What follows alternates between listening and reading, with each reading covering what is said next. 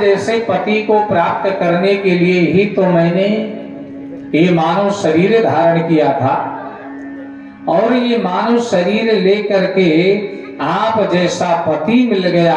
अब मेरे जीवन की सारी इच्छाएं पूर्ण हो गई, सारी आकांक्षाएं पूर्ण हो गई। अब मुझे जीवन में कुछ भी नहीं चाहिए। केवल और केवल आप अपनी अनुग्रह बनाए रहिए, केवल और केवल भगवत कृपा बनी रहे, आपकी कृपा बनी रहे, और मुझे क्या चाहिए। असली घर को जब तक नहीं पहचानोगे तब तक नकली से ही प्रेम करके बैठोगे। जब तक हम अपनी बहन बेटियों का विवाह नहीं करते तब तक वो बेटी वो बहन अपने पिता के घर को ही अपना असली घर समझ लेती है कि नहीं। लेकिन जब उसी बेटी का उसी कन्या का विवाह हो जाता है, अपने ससुराल पहुंच गई, पति के चरणों से अनुराग हुआ, अब उसको 2, 3, 4, 5 साल जैसे धीरे धीरे से व्यतीत होने लगा। अब मायके वालों की याद कम होने लगी। अब धीरे धीरे से ससुराल वालों से प्रेम हो गया, और उसने समझ लिया कि असली घर तो हमारी ससुराल है, वो तो हमारा मायका था। और जब ससुराल हमारी बढ़िया रहेगी तो मायके वाले भी फोन भाटा करते रहेंगे, और ससुराल हिली बिगड़ जाएगी तो मायके वाले भला कब तक याद करेंगे। तो अपने असली घर को पहचानिए। गोपियों ने कहा, मैंने अपने असली घर को पहचान लिया है, आप ही हमारे सर्वस्व हैं। देखिए, कन्या जब ससुराल को जाती है तो परिवार को छोड़ा, नातेदार रिश्तेदार सबको छोड़ करके जाते समय रोते बिलखते जाती है। लेकिन परिवार वाले रोक नहीं सकते, क्योंकि जाना निश्चित है, यहां रह के काम नहीं बनेगा, ससुराल तो उसको जाना ही पड़ेगा। ठीक उसी प्रकार से ये मानव शरीर है, ये हमारा असली घर नहीं है प्यारे। हम सब लोग यहाँ यात्रा में हैं, असली घर तो परमात्मा का है हमारा। और जिस दिन उनके चरणों से प्रीति हो जाएगी, प्रेम हो जाएगा, धीरे धीरे यहाँ के लोगों से मोह खत्म हो जाएगा। असली घर तो वो है। उस घर में जाने के लिए हमें साधना करना है, भक्ति करना है, उसको पहचानो। असली घर हमारा है कहाँ, खोजो। हमारे धर्म शास्त्र यही बताते हैं कि आप अपने असली घर को पहचानो। जीवन तो यात्रा की भांति है, जिसकी यात्रा यहाँ जिस दिन पूर्ण हो जाती है, परिवार को, समाज को, सबको छोड़ करके यहाँ से चला जाता है। और जब ये चला जाता है तो यहाँ से कोई संबंध नहीं रह गया।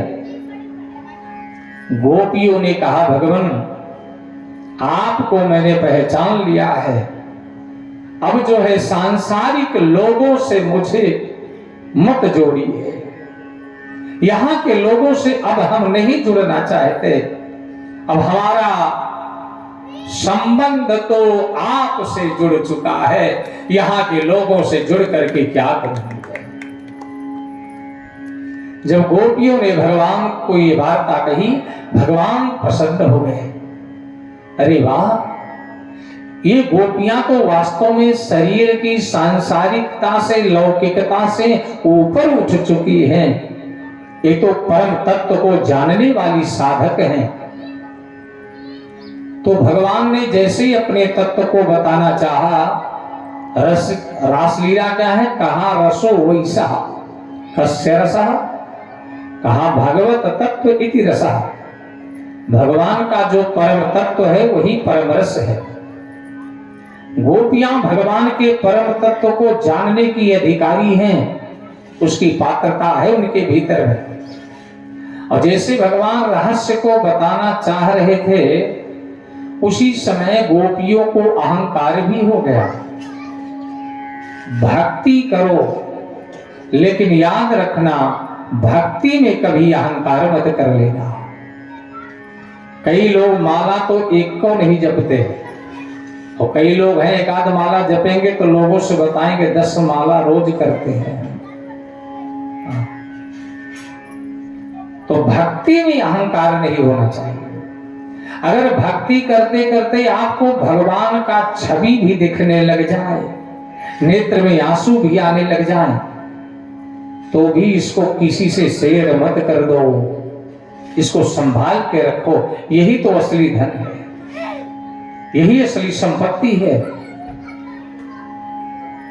और भगवान के ध्यान में बैठो, साधना में बैठो, तो भगवान का स्मरण करके बैठो, और जो चित्त में दिखाई दे अनुराग हो जाएगा उसी से।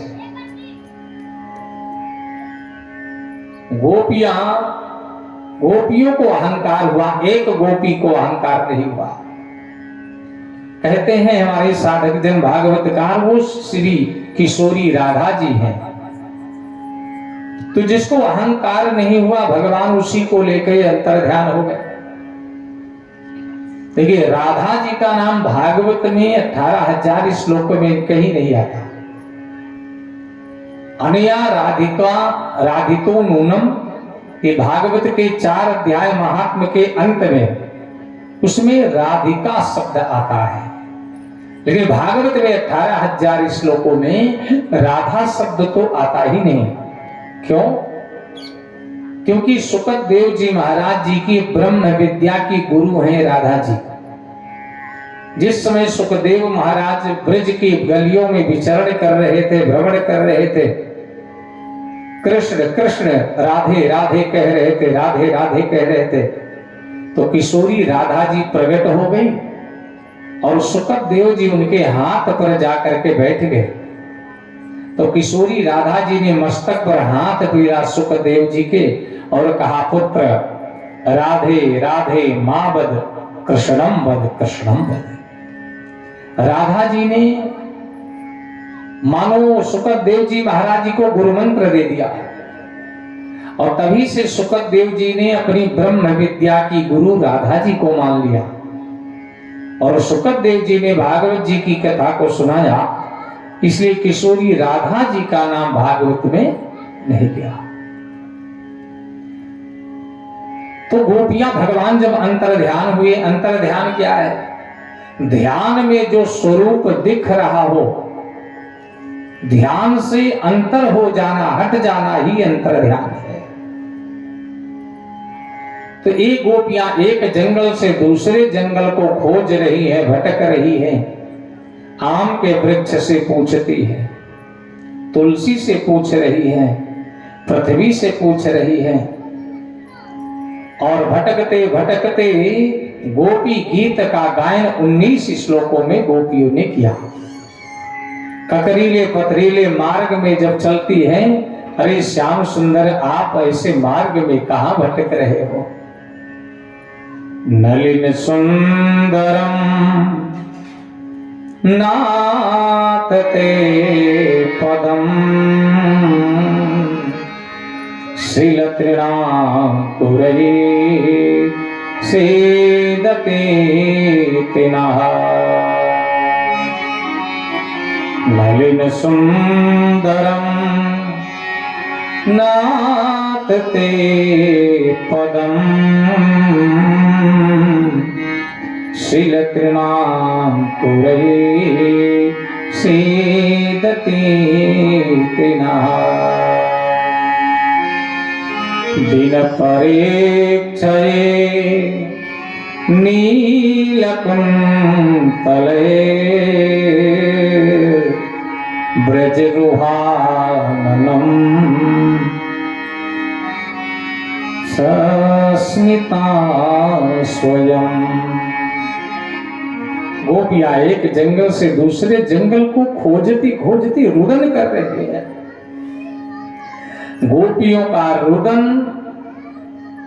भक्ति जब रुदन में बदल जाए, आतुरता में बदल जाए, तो भगवान कहते हैं भक्त जब मुझे पाने के लिए रोने लग जाता है, विलखने लग जाता है तो वह प्रकट हो जाता है। और यमुना के तट पर गोपियां खोजते भटकती आकर के पहुंची। तासामा विरभक्षौरी सुमयमान मुखाम्बुजा पीताम्बरधरा स्रग्वी साक्षान् मन मथ मन मथा पीताम्बरधरा स्रग्वी साक्षान् मथ मन मथा। भगवान करोड़ों सूर्य करोड़ों कामदेव को तिरस्कृत करते हुए आकर के सो यमुना के पुलिन पावन तट पर विराजमान हो गए। और जब गोपियों के पास भगवान आए तो गोपियों को प्रत्येक गोपी के पास में कृष्ण दर्शन हो रहा है।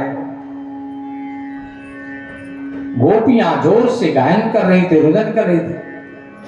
इति गोप्या प्रगायन्त्या प्रलपन्त्यश्च चित्रधा रुरुदो स्वरं राजन् कृष्ण दर्शन लालसा। भगवान कृष्ण के दर्शन के लिए राजन रो रही है, कृष्ण दर्शन लालसा। और जो भगवान के दर्शनार्थ रुदन होने लगा तो भगवान प्रकट हुए और प्रत्येक गोपियों के पास में कृष्ण का दर्शन होने लगा। और यहीं पर काम ने भी आक्रमण कर दिया भगवान पर। तो भगवान ने काममेति ऊर्ध्वमुत्तम भजन, भगवान ने काम को आकाश में उठा करके लटका दिया। तो कामदेव ने भगवान की स्तुति किया है, मदन गोपाल कहकर के भगवान की स्तुति कामदेव ने किया है। गायन्त्या उच्चैरमिमेव संघ्रता विचिक्रुन्मत्यकवद्वनाद्वनम् पाप्रचुराकावदनन्तरं बहिः भूतेषु संतं पुरुषं वनस्पति। गोपियां रुदन करती है। आज इधर कामदेव को भगवान ने आकाश में उठा करके टांगा तो कामदेव ने मदन गोपाल कह करके भगवान की स्तुति किया है और गोपियों को अपने उस परम रहस्य को बताया, परम रहस्य को दिखाया है। और समस्त गोपियां कृष्णमय होकर के भगवान की महिमा का गान करती हैं। रास रचो है आज यमुना किनारे, रास रचो है, रास रचो है, रास रचो है आज यमुना किनारे, रास रचो है। राधा नाच संग कृष्ण नाच, राधा नाच संग कृष्ण नाच, राधा नाच संग कृष्ण नाच। गोपी नाच संग ग्वाला नाच, गोपी नाच संग ग्वाला नाच, गोपी नाच संग ग्वाला नाच। रास रचो है, रास रचो है आज यमुना किनारे, रास रचो है, रास रचो है, रास रचो है आज यमुना किनारे, रास रचो है, रास रचो है, रास रचो है आज यमुना किनारे, रास रचो है। चंदा नाचे संग सूरज नाचे, चंदा नाचे संग सूरज नाचे, चंदा नाचे संग सूरज नाचे। गंधर्व नाचे संग ऋषि मुनि नाचे, गंधर्व नाचे संग ऋषि मुनि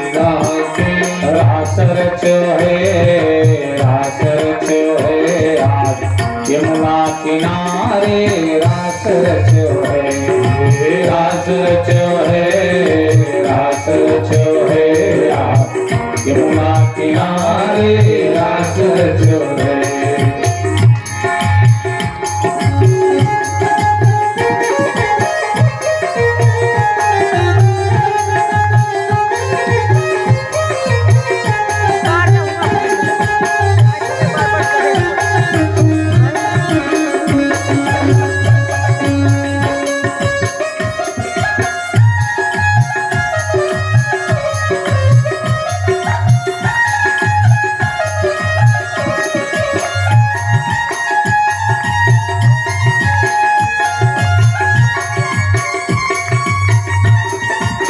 श्री हरि जय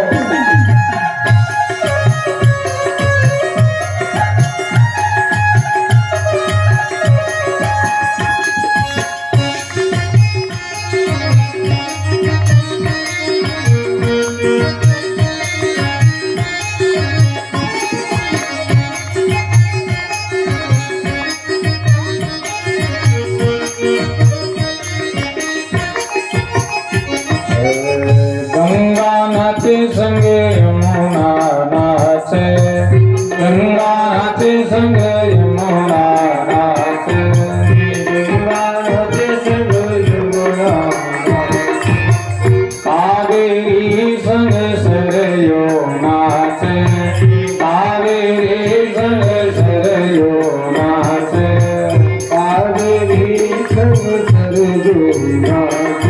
रास रचो है, रास रचो है, यमुना किनारे रास रचो है, रास रचो है, रास रचो है, यमुना किनारे रास रचो है।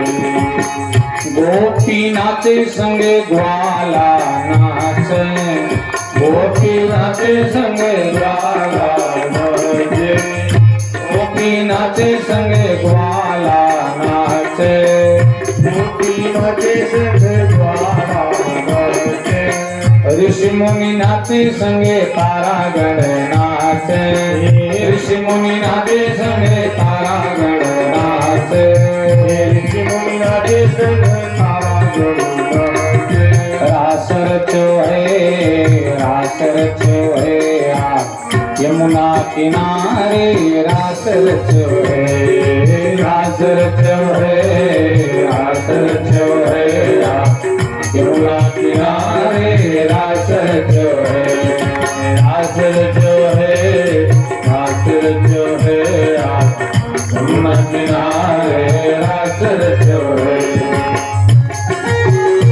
रास बिहारी भगवान की जय हो।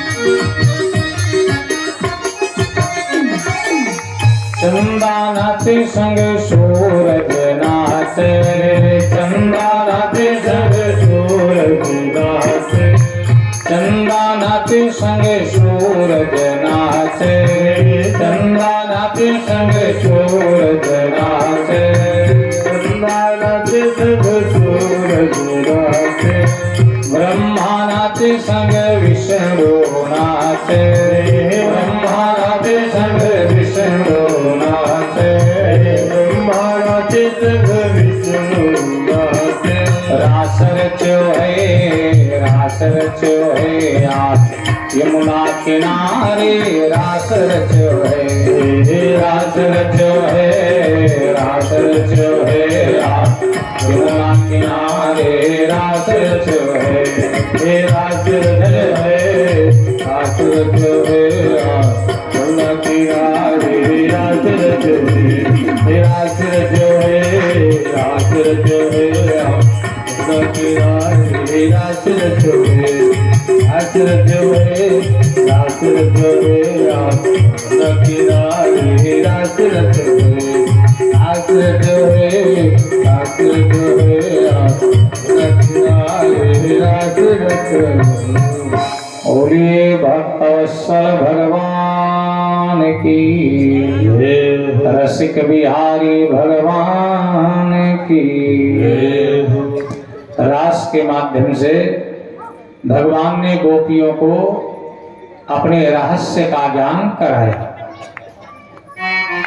रास लीला के माध्यम से भगवान ने उन भक्तों को ज्ञान कराया है अपने स्वरूप का, जो भक्त उनको जानने के जिज्ञासु थे।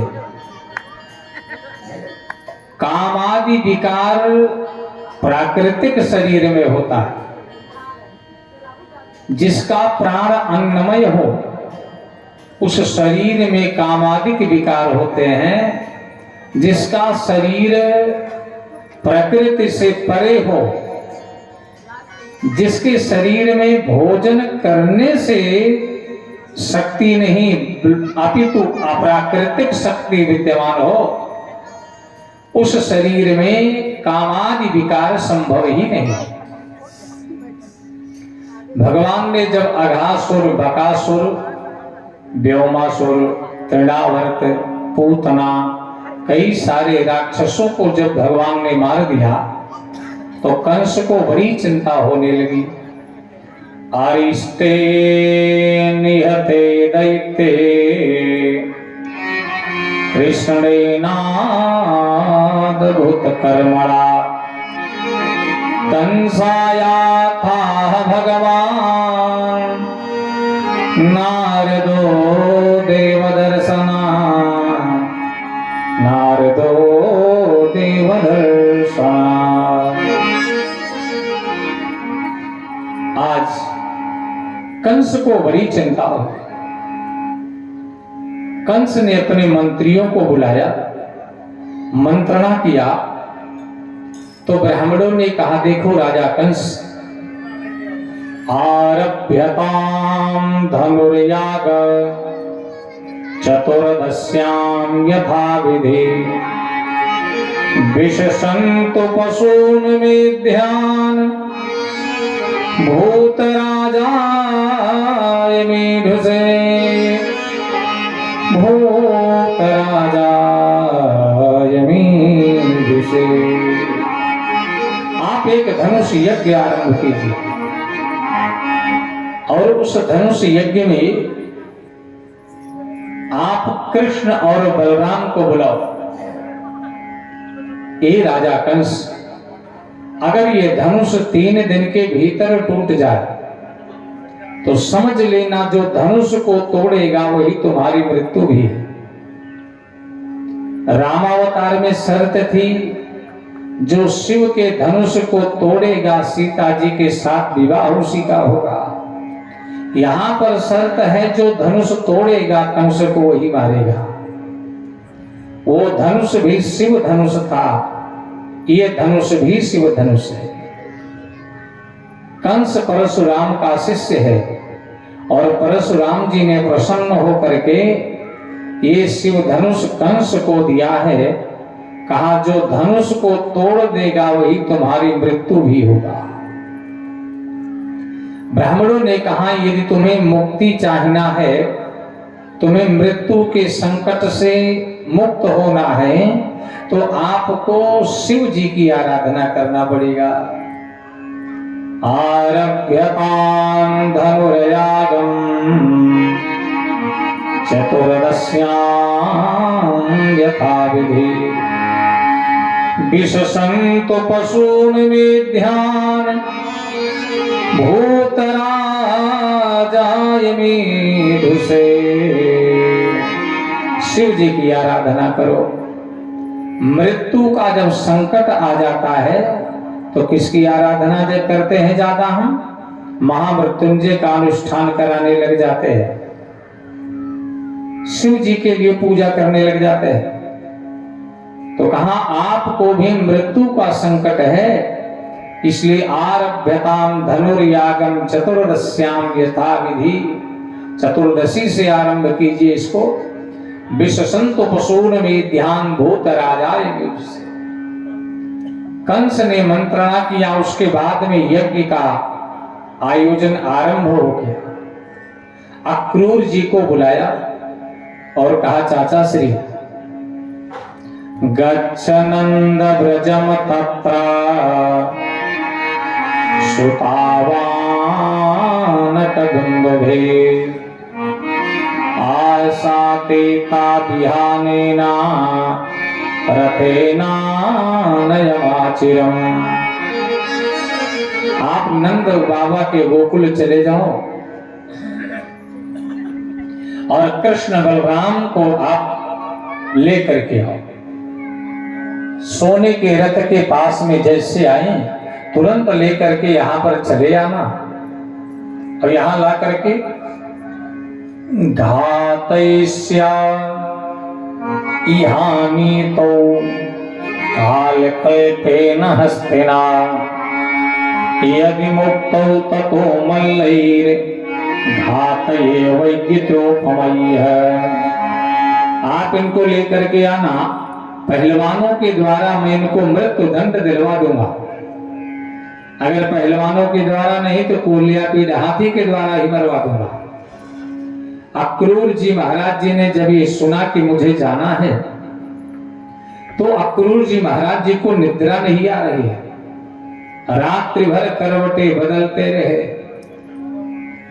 जीवन में ज्यादा सुख हो जाता है तो भी प्यारे नींद गायब हो जाती है, और यदि जीवन में ज्यादा दुख मिल जाए तो भी नींद गायब हो जाती है।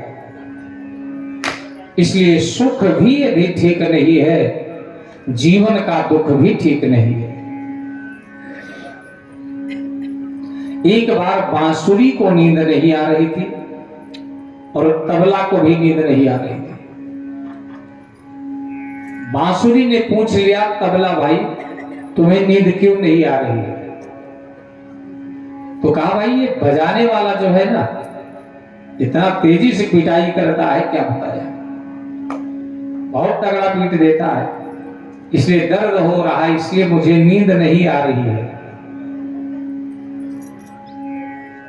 तबला ने पूछा मुझे पीड़ा है इसलिए नींद नहीं आ रही है, कष्ट है, और तुम्हें क्या कष्ट है, नींद क्यों नहीं आ रही? बांसुरी ने बताया बजाने वाला जो होता है अपने अधरोष्ठ को रखता है, धीरे धीरे श्वास छोड़ता है और अपनी उंगलियों से मानो हमारे पैर दबा रहा है। मुझे बड़ा सुख है इसलिए नींद नहीं आ रही है। जीवन में सुख अधिक हो जाता है तो भी नींद गायब हो जाती है, और प्यारे जीवन में दुख अधिक होगा तो भी निद्रा भंग हो जाती है। इसलिए बीच वाले में बन के रहो और समय को पहचानिए। जीवन में जो समय बहुमूल्य मिला है इसको निरर्थक मत व्यतीत कीजिए। जीवन के मूल्य को समझिए, जीवन के समय को समझिए कि समय प्यारे बड़ा बहुमूल्य है। समय जब बीत जाता है और समय से यदि कोई काम हम नहीं कर पाते तो प्यारे भाई बहनों केवल पश्चाताप मात्र ही रह जाता है, और जीव केवल पश्चाताप के आंसू बहाता रहता है। इसलिए समय रहते ही हमें सब कुछ कर लेना चाहिए। समय के परिवेश में रह करके ही हमें जीवन यापन कर लेना चाहिए। अक्रूर जी महाराज जी सुबह सुबह रथारूढ़ हुए और रथ लेकर के अक्रूर जी महाराज मथुरा से गोकुल के लिए प्रस्थान कर रहे हैं। रास्ते में चले जा रहे हैं, धीरे धीरे से जाते जाते गच्छन पथि महाभागो भगवत्यायम्बुधेक्षणे भक्तिं परामुपगता एवमेतद्चिन्तयत् गच्छन् पथि महाभागो भगवत्यायम्बुधेक्षणे। मार्ग में चलते हुए भगवत्यायम्बुधेक्षणे भगवान के कमलवत चरणों का ध्यान हो आता है। और जैसे भगवान के चरण का ध्यान हो आता है वैसे भक्तिम पराम उपगताम, वैसे अक्रूर जी महाराज जी के हृदय में भक्ति की हिलोरें उठने लग जाती है और चिंतन करने लग जाते हैं। क्या सोच रहे हैं? किम मया चरितम भद्रम किम तप्तम परमं तपा किम वा धाप्यर्हते दत्तम यद द्रक्षामद्य केशवम। मैंने कौन सा ऐसा आचरण किया, मैंने कौन सा ऐसे यज्ञ किया जिसके परिणाम स्वरूप भगवान मुझे आज दर्शन देंगे। कोई तो ऐसे प्रारब्ध है हमारे, आज तक मैं उनके दर्शन नहीं कर पाया। ममैतद दुर्लभम मन्या उत्तम श्लोक दर्शनम विषयात्मनो यथा ब्रह्मा कीर्तनम शूद्र जन्मा। आज तक विषयों में फंसा रहा, उनके दर्शन नहीं कर पाया, ये मेरा परम दुर्भाग्य था।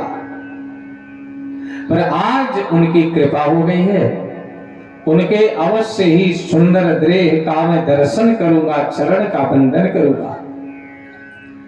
द्रक्ष्यामि नूनं सुकपोलनासिकं स्मितावलोकारुणकञ्जलोचनं मुखं मुकुन्दस्य गुडालकावृतं प्रदक्षिणं मे प्रचरन्ति वै मृगा प्रदक्षिणं मे प्रचरन्ति वै मृगा। जिनके चारों तरफ मृगों का झुंड भटकता रहता है, ऐसे भगवान के सुंदर द्रक्ष्यामि नूनं सुकपोलनासिकं, भगवान की सुंदर कपोल नासिका का और चरण का दर्शन होगा। मन में चलते हुए भाव आ रहा है, मेरे जैसा विषय लोलुप कामी कौन हो सकता है, जिसने सुंदर सा मानव देह दिया मुझे, आज तक उसी का भजन नहीं किया, उसी का दर्शन नहीं किया, जिसके लिए आए थे वही काम पूरा नहीं हुआ। आप किसी काम से कहीं जा रहे हो, वो काम पूरा किए हुए यदि लौट आओगे तो जाने का मतलब क्या रहा? हम आए हैं तो किस लिए? भगवान को पाने के लिए ही तो आए हैं, और उनको यहां पर आकर के पाए नहीं, खोज नहीं पाए, भजन नहीं कर पाए तो आना बेकार हो गया। मौसम कौन कुटिल खल कामी जिन तन दियो ताही बिसरायो ऐसो नमक हरामी। मौसम कौन कुटिल खल कामी जिन तन दियो ताही बिसरायो ऐसो नमक हरावे। मौसम कौन कुटिल खल कामी, हमारे समान कुटिल कामी भला कौन हो सकता है? जिसने सुंदर देह दिया उसी को बिसरा दिया। रास्ते में चल ही रहे हैं तो मृगों का झुंड दिखाई पड़ा। जल का पात्र लेकर के एक भारतीय वेशभूषा में भारतीय बहन का दर्शन हो गया। यात्रा करते समय गाय और बछड़े का दर्शन हो, यात्रा करते समय जल का पात्र लिए हुए भारतीय बहन बेटी का दर्शन हो जाए और भारतीय वेशभूषा में हो, भारतीय परंपरा में हो, भारतीय संस्कृति में हो, तब यात्रा सफल हो जाती है। आजकल के परिधान में दर्शन हो गया तो यात्रा सफल भी हो सकती है। भारतीय संस्कृति में जब होगा तो यात्रा मंगलमय हो जाती है। हमारे वहां नेत्रों की लज्जा ही सर्वश्रेष्ठ लज्जा होती है। रामचरितमानस में कहीं भी माता जानकी के दशरथ जी से पर्दा करने का प्रसंग नहीं है, क्योंकि यहां पर नेत्रों का पर्दा था, मर्यादा का पर्दा है, मर्यादा का आचरण आवरण है। और भैया पर्दा चाहे जितना भी लगाया बढ़िया हो, पर्दे के भीतर वाला ठीक ना हो तो पर्दा खराब लगने लग जाता है कि नहीं?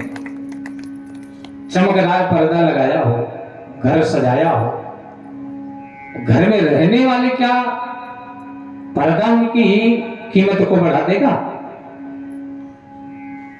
घूंघट चाहे जितना बड़ा निकालो, लेकिन यदि बोलना आरंभ किया तो वो पर्दा भी किसी काम का नहीं रह जाता। पर्दा कम हो चलेगा, संस्कारों का पर्दा बढ़िया होना चाहिए। संस्कार रूपी पर्दा श्रेष्ठ हो। तो हमारी वहां पर्दा का आचरण तभी से आरंभ हुआ जब हमारे वहां मलेच्छों ने, यवनों ने, आक्रांताओं ने इस भारतवर्ष पर जब आक्रमण किया तो सबसे पहले गाय पर और भारतीय माताओं पर आक्रमण किया। वो जानते हैं कि जब तक भारतवर्ष में यत्र नार्यस्तु पूज्यन्ते रमन्ते तत्र देवता, ये भारतवर्ष की वसुंधरा तो ऐसी है कि यहां पर नारियों की पूजा है, जहां पर देवियों का पूजन है वो भूमि स्वर्ग भूमि कहलाती है, तपस्थली कहलाती है। इसलिए उन्होंने आक्रांताओं ने जब आक्रमण किया तो भारतीय माताओं पर और गाय को, हमारे धर्म को टारगेट किया। इसीलिए विवाह आदि भी रात्रि के समय होने लगे। आप लोगों ने इतिहास पढ़ा है, तो इसलिए विवाह आदि रात्रि के, हमारे वहां दिवा लग्न भी, दिन के विवाह बड़े सर्वश्रेष्ठ माने जाते हैं। दिन में भी विवाह का प्रसंग है। तो अक्रूर जी महाराज मार्ग में चलते हैं तो गाय का दर्शन हो रहा है, तिलक लगाए हुए ब्राह्मण का दर्शन हो गया। आज समाज की ये दशा है कि ब्राह्मण की निंदा भी लोग खूब करते हैं, और उनसे कहो बनना क्या चाहते हो तो कहेंगे पंडित बनना चाहते हैं। बनना भी ब्राह्मण चाहते हैं और निंदा भी ब्राह्मण की ही करते हैं। अक्रूर जी महाराज चल रहे हैं, सूर्यास्त का समय हो गया। पदानि तस्याखिल लोकपाला किरीट जुष्टामल पादरेणो ददर्श गोष्ठे चित कौतुकानि विलक्षितानि अब्जयमांकुशाब्दे विलक्षितानि अब्जयमांकुशाब्दे है। सूर्यास्त के समय अक्रूर जी महाराज पहुंचे हैं। गायों के पदघात से आकाश में ब्रजरज उड़ रही है। अस्ताचल सूर्य की किरणें जब पड़ती हैं तो बड़ा सुंदर दृश्य दिख रहा है ब्रजमंडल का। अक्रूर जी ने भगवान के चरण गायों के पद चिन्ह के मध्य में देखा है। पदानि तस्याखिल लोकपाला किरीट जुष्टामल पादरेणो। चरण धूलि को उठा करके हृदय से लगाया। इतने पर देख रहे, ददर्श कृष्णं रामं च ब्रजे गोदोहनं गतौ पीतनीलाम्बरधरौ शरदम्बुरहे क्षणौ शरदम्बुरहे क्षणौ। गायों की सेवा करने में कृष्ण बलराम लगे हैं और गायों की सेवा करते समय जब अक्रूर जी ने देखा नहीं रहा गया, दौड़ करके चरण वंदन करना चाह रहे थे। इतने पर अक्रूर जी ने दौड़ करके भगवान को प्रणाम किया, पर भगवान ने जैसे देखा चाचा जी को झुकते हुए तुरंत पकड़ लिया हाथ और कृष्ण बलराम ने अक्रूर जी को प्रणाम कर लिया। पपात चरणौ पान्ते दंडवद राम कृष्णयोः। अक्रूर जी का बड़ा स्वागत किया। सारे मथुरा में बात फैल गई कि अक्रूर जी कृष्ण और बलराम को लेने आए हैं। ये ब्रजवासी कृष्ण के बिना रह नहीं सकते। सारी गोपियों ने रात्रि के समय ही नंद बाबा के घर को चारों ओर से घेर लिया। आपस में वार्ता करती हैं, अहो विधाता तव न क्वचित् दया संयोज्य मैत्र्या प्रणयेन देहिनाम्। अरे विधाता तो कितना निष्ठुर है, श्याम सुंदर को हमसे दूर ले जा रहा है। हमसे ज्यादा तो सौभाग्यशाली मथुरा के वासी हैं जो कल भगवान का दर्शन करेंगे। इसका नाम अक्रूर किसने रख दिया? क्रूरस्तमक्रूर समाख्यस्मना चक्षुरिहि दत्तम हर्षेवतज्ञवत्। जो भगवान को हमारे नेत्रों से हर्षेवतज्ञवत् चक्षुरिहि दत्ते, नेत्रों के सामने से जो भगवान को हमारे दूर कर ले रहा है, हरण करके मानो ले जा रहा हो, इसका नाम अक्रूर भला किसने रख दिया? विहाय गेहान स्वजनान सुतान पतेन। जिसके लिए मैंने अपने घर को छोड़ा, पति पुत्र को छोड़ दिया, वो हमें छोड़ करके जा रहा है। अक्रूर जी से भगवान ने कहा, चाचा श्री, ये वृंदावन प्रेम नगर है और मैं यहां से नहीं निकल पाऊंगा, इसलिए कृपा करके आप मुझे सुबह सुबह ही लेकर के यहां से निकलो। और जैसे रथ पर जैसे कैसे भगवान को सुबह बिठाया, गोपियों ने ग्वाल बालों ने रथ को चारों ओर से घेर लिया है, हम नहीं जाने दे सकते। समस्त ब्रजवासी लोक लज्जा छोड़ करके जोर जोर से रोने लगे। एवं ब्रुवाणा विरहातुराभृशम् ब्रज स्त्रिया कृष्ण विषक्तमानसा विसृज्यलज्जारुर्दोष्मसुस्वरम् गोविंद दामोदर माधवेति गोविंद दामोदर माधवेति। हे गोविंद, हे दामोदर, हे माधव, आप ब्रजमंडल को छोड़ करके क्यों जा रहे हो?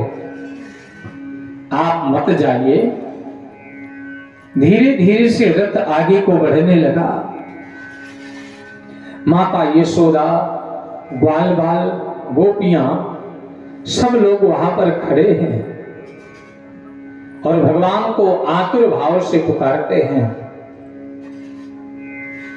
जाते हो छोड़ कर कान्हा, जाते हो छोड़ कर कान्हा, कैसे जिएंगे हम? जाते हो छोड़ कर कान्हा, तो कैसे जिएंगे हम? जाते हो छोड़ कर कान्हा, कैसे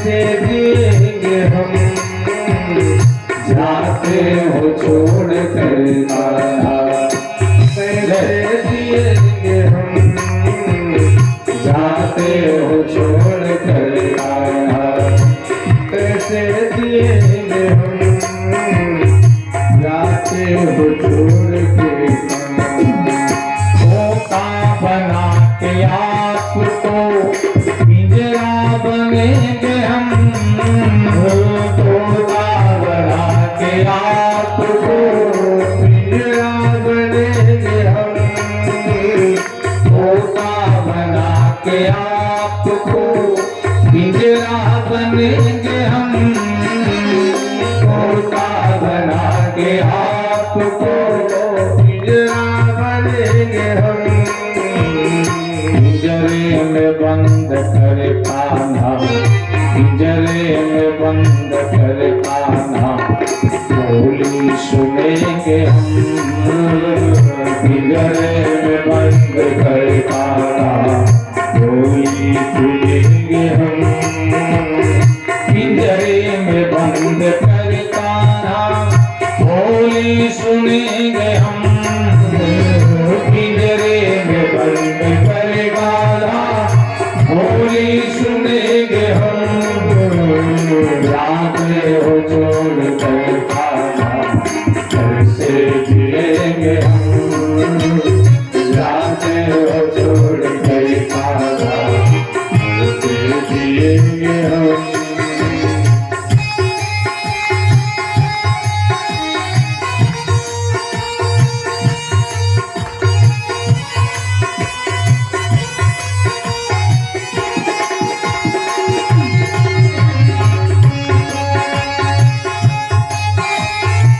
जय गोविंद।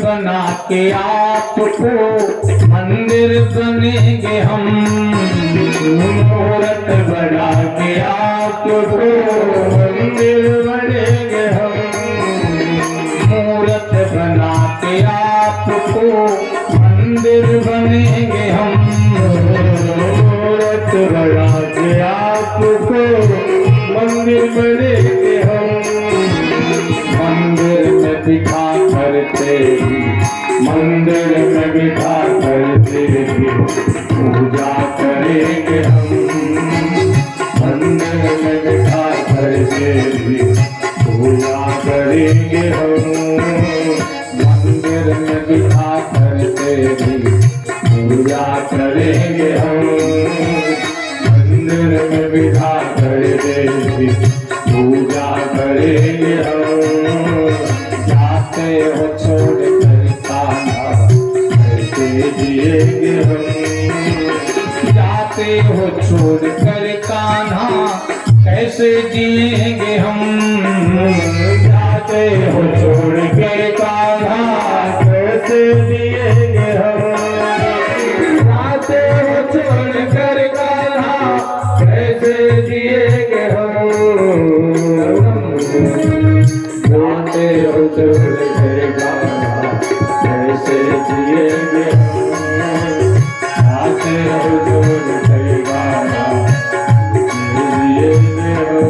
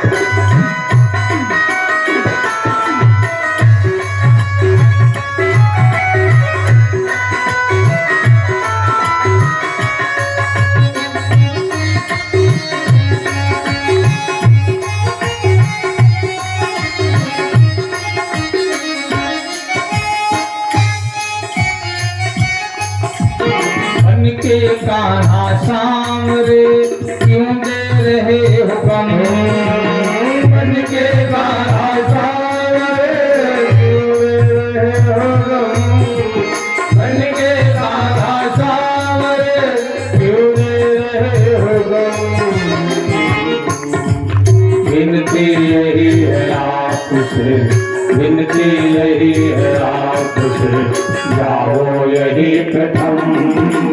विनती यही है आपसे, जाओ यही प्रथम। विनती यही है आपसे, जाओ यही प्रथम। जाते हो छोड़ के गाना, कैसे जिएंगे हम। जाते हो छोड़ के गाना, कैसे जिएंगे हम। ये दर्द बन गए हो काला, कैसे जिएंगे हम। ये कैसे जिएंगे हम, कैसे जिएंगे हम, कैसे जिएंगे हम। जाते हो छोड़ के गाना, कैसे जिएंगे हम। ये दर्द बन गए हो काला, कैसे जिएंगे हम। ये दर्द बन गए हो काला, कैसे जिएंगे हम। जाते हो छोड़ के गाना, कैसे जिएंगे हम। ये दर्द बन गए हो काला, कैसे जिएंगे हम। बोले भक्तवत्सल भगवान की, रसिक बिहारी भगवान की जय।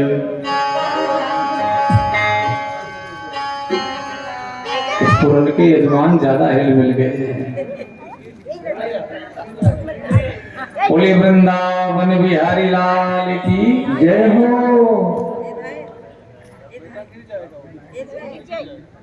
गोपियां ग्वाल बाल सभी भगवान को रोक रहे हैं।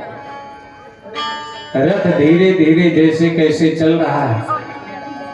यावद लक्ष्यते केतो, यावद रेणो रथस्य चार, अनुप्रस्थापितात्मानो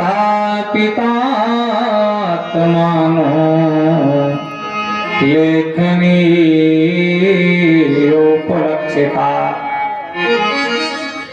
जब तक रथ की पताका दिख रही है तब तक उसको देख रहे हैं। रथ की पताका दिखना भी बंद हो गई। अब ब्रज रथ जो उड़ रही रथ के पहिए से उसको देख रही है गोपियां। माता यशोदा 91 साल की हो चुकी है। 91 साल की बूढ़ी मैया कुछ नहीं समझ में आ रहा है। 11 साल तक भगवान यशोदा से कभी दूर ही नहीं हुए थे। 11 साल तक यशोदा के पास में रहे तो माता यशोदा को कुछ नहीं सूझ रहा है, तो कृष्ण के पीछे माखन लेकर के दौड़ पड़े। माता को सबसे ज्यादा चिंता किसकी है? पुत्र के पेट की। माता जीवन में एक ही बार प्यारे मिलती है। सारे रिश्ते तो बार बार मिल जाते हैं, लेकिन माँ का रिश्ता जीवन में एक ही बार मिलता है। भाई मिल जाता है, बहन मिल जाती है, यहां तक कि सारे रिश्ते जुड़ जाते हैं दोबारा, लेकिन माँ का रिश्ता तो एक ही बार बनता है। इसलिए जननी जन्म भूमिश्च स्वर्गादपि गरीयसे। इसलिए जननी और जन्म भूमि को स्वर्ग से बढ़कर बताया जाता है। जननी और जन्म भूमि जीवन में एक ही बार मिलती है, इसलिए अपने जननी का और जन्म भूमि का दोनों का हमें सम्मान करना चाहिए। माता यशोदा को दौड़ते हुए जब भगवान ने आते हुए देखा, रथ से छलांग लगा दिया। माता यशोदा के आंचल में छुप करके जोर जोर से रोने लगे। माता यशोदा के नेत्रों से आंसू बहने लगा। माता यशोदा कहती, बेटा तू क्यों रो रहा है, और जा तू, कब लौट के आएगा? माता यशोदा से भगवान ने कहा, मैया मैं आज जाऊंगो परसों वापस आ जाऊंगो, लौट के जरूर आ जाना, ये बता भैया तू अपने असली माता पिता को पा करके कहीं हमें भूल तो नहीं जाएगा। भगवान रोने लगे, कहा मां तू पागल हो गई है। अरे कृष्ण 11 साल तक तेरे आंचल में रहा है, तेरी गोदी में ही तो इतना 11 साल का हो गया। देवकी यशोदा ने तो केवल मुझे जन्म दिया था, पालन तो आपने हमारा किया है। मैया मैं भला आपको भूल कैसे सकता हूं? आप जहां भी रहोगी मैं याद करूंगा आपको। माता यशोदा कहती हैं, कृष्ण तेरा याद करना ही मेरे जीवन की सार्थकता है। जिसको कृष्ण याद करे उसको क्या चाहिए, और कुछ जरूरत ही नहीं है। तो याद करता रहे, मेरे लिए यही सब कुछ है। माता यशोदा ने कहा, ये माखन लेकर के जा, मथुरा में मेरे हाथ का माखन तुझे नहीं मिलेगा, और जब इसको खाना तब तो यशोदा की याद आ ही जाएगी। भीगे नेत्रों से विदा किया। भगवान देख रहे पीछे पीछे राधा रानी भी दौड़ी आ रही है। राधा रानी को भगवान ने बांसुरी दिया और लौट करके जाने को कहा जब जिस समय तुम बांसुरी वादन करोगी मैं तुम्हारे पास में खड़ा मिलूंगा, तुम्हारे पास में ही मैं मिलूंगा। और भगवान ने राधिका को बांसुरी लेकर के भेजा, आगे चले। अक्रूर जी महाराज जी को संशय था कि कंस कहीं मार ना दे इनको, तो अक्रूर जी जब यमुना में स्नान करने लगे तो भगवान ने अपने वास्तविक विराट रूप को दिखा करके अक्रूर जी के संशय को भंग किया, नष्ट किया। अक्रूर जी ने कहा, भगवान आप हमारे घर चलिए। कहा नहीं। नंद बाबा ग्वाल बालों के संग तब तक पहुंच चुके थे, और सभी भगवान कृष्ण बलराम नंद जी ग्वाल बाल सब मथुरा मंडल में पद यात्रा के माध्यम से प्रवेश करते हैं, पद यात्रा करते हुए। ग्वाल बालों ने कहा, कृष्ण हमारे पास में बढ़िया से वस्त्र नहीं हैं। इतने पर बलराम जी ने देखा कंस का धोबी दिखाई पड़ा। बलराम जी ने आदेश दिया तो भगवान जाकर के पहुंचे और उससे वस्त्र मांगा। जो सारे जगत को वस्त्र देता हो, जो सारे जगत का पालन करता हो, वो आज कंस के धोबी से अपने ग्वालों के लिए वस्त्र की याचना कर रहा है, वस्त्र मांग रहा है। रजक ने धोबी ने मना किया, मैं नहीं दे पाऊंगा तुम्हें, ये राजाओं के वस्त्र है। भगवान ने करेण कर्णमूले हम यथा तुष्टां रजकस्या कराग्रेणा शिरा कायाद पातयत। हाथ के आगे वाले भाग से जैसे धीरे से चटपटी में लगाया, गिर पड़ा, इसका प्राणांत हो गया। जिन वस्त्रों को जिसको उठा करके दिया उसी को फिट हो गया। निज इच्छा निर्मित तन माया गुण गोपाल। ये तो वस्त्र हैं। ब्रह्मा जी ने जब गाय बछड़े चुरा लिए थे तो भगवान यावत वत्स कपस कल्प कपयुर यावद करांघ्रादिकम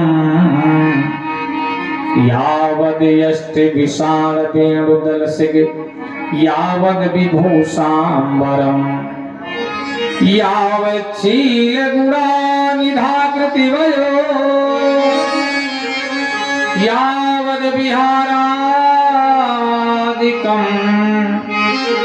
सर्वं विष्णुमयं गिरोंगवददा सर्वस्वरूपं बभौ। भगवान ने तो गाय बछड़े ग्वाल बाल स्वयं बन गए, तो वस्त्र है। जिनको दिया उनको फिट हो गया। एक सुदामना नाम के माली ने भगवान को माला पहनाया। भगवान ने ततः सुदाम्नो भवनम मालाकारस्य जगमतो तौ दृष्ट्वा सा समुत्थाय ननाम शिरसा भूये। आज सुदामना नाम के माली को कृतार्थ किया और आगे चले हैं तो एक कुब्जा नाम की युवती 3 जगह से टेढ़ी मेढ़ी मिल गई। या को नाम सैंद्री भी है। भगवान ने आवाज लगाया और जैसे पीछे घूम करके इसने देखा तो भगवान कृष्ण के भीतर धनुष बाण लिए हुए राम जी दिखाई पड़ गए। ये वही सुपर्णखा रामावतार में जो सुपर्णखा थी यहाँ कुब्जा बन करके आई। राम जी का सीता जी के साथ में, लक्ष्मण जी के साथ में पंचवटी में वास था। और ये सुपर्णखा पहुंच गई वहां और राम जी से कहा, तुम सम पुरुष नमो सम नारी, तुम सम पुरुष नमो सम नारी, तुम सम पुरुष नमो सम नारी, तुम सम पुरुष नमो सम नारी, यह संयोग विधि रचारी, यह संयोग विधि रचारी, यह संयोग विधि रचारी। तुम सम पुरुष नमो सम नारी, तुम सम पुरुष नमो सम नारी, यह संयोग विधि रचारी, यह संयोग विधि रचारी। राम जी ने इशारा किया लक्ष्मण की ओर।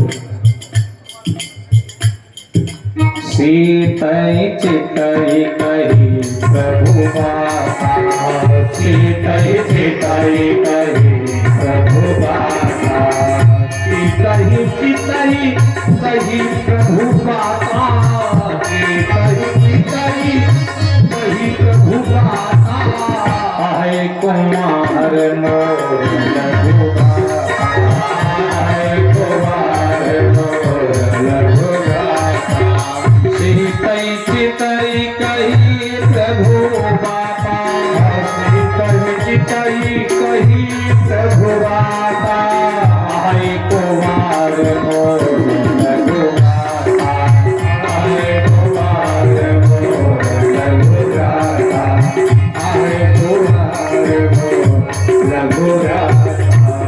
लक्ष्मण जी ने सुपर्णखा के नाक और कान काट दिए।